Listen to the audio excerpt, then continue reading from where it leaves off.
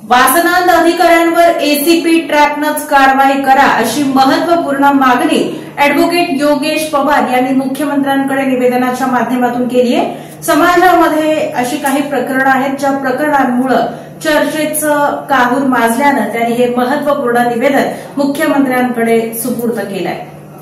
काही भ्रष्ट लोकसेवक आणि राजकीय नेते हे सत्ता, अधिकाराचा आणि पदाचा नको तसा वापर करून महिला कर्मचारी किंवा काम घेऊन आलेल्या महिलांना वाईट नजरेने बघतात, त्यांच्या इच्छेविरुद्ध बॅड टच करतात आणि काही जण तर थेट शारीरिक सुखाची मागणी करतात।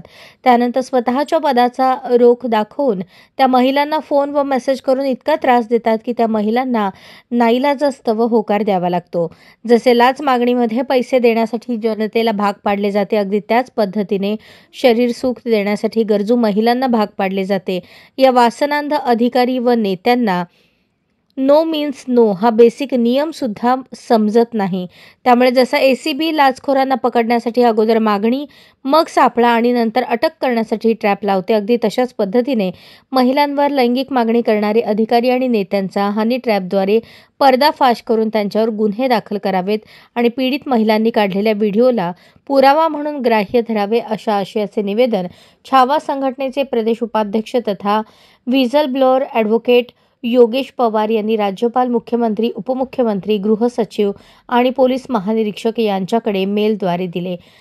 हे अधिकारी व नेते जर महिलांना हनीबनी करतच नसते तर त्यांचा हनी ट्रॅप कधीच झाला नसता। म्हणूनच सध्या हनीबनी अधिकारी व नेत्यांसाठी शासनाने सेक्स मागणी प्रतिबंधक विभाग स्थापन करून एसीबी ट्रॅपप्रमाणे हनी ट्रॅपची स्वतंत्र आणि कायदेशीर यंत्रणा उभी करून वासनांध लोकसेवकांचा पर्दाफाश करावा। सोलापुरातील काही वरिष्ठ अधिकारी आणि राजकीय नेत्यांचे हनीबनी वर्तनाचे काही प्रातिनिधिक उदाहरणे याप्रमाणे। सोलापुरातील एका वरिष्ठ अधिकाऱ्याने थेट महिला अधिकाऱ्याला पटवण्याचा प्रयत्न केला, परंतु ती त्याच्या तावडीत सापडली नाही, म्हणून त्या अधिकाऱ्याने तिचा इतका प्रशासनिक आणि मानसिक छळ केला की त्या बिचारीला स्वतःची बदली करून घ्यावी लागली। बदली केल्यानंतर त्याने तिचा पुण्यापर्यंत पाठलाग केला। दुसऱ्या प्रकरणात एका अधिकाऱ्याने राजकीय पक्षाच्या पदाधिकारी असलेल्या महिलेच्या टेंडर बिल मंजुरीसाठी 10% कमिशन ऐवजी तिच्याकडे थेट शारीरिक संबंधाची मागणी केली।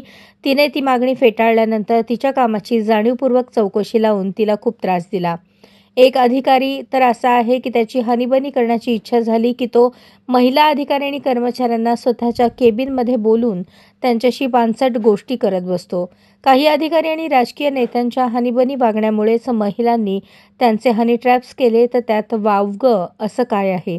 त्यामुळे हनी ट्रॅप करणाऱ्या महिलांना शासन व कायदा दोषी धरणार की हनी ट्रॅपमध्ये सापडलेल्या नराधम अधिकाऱ्यांना व नेत्यांना?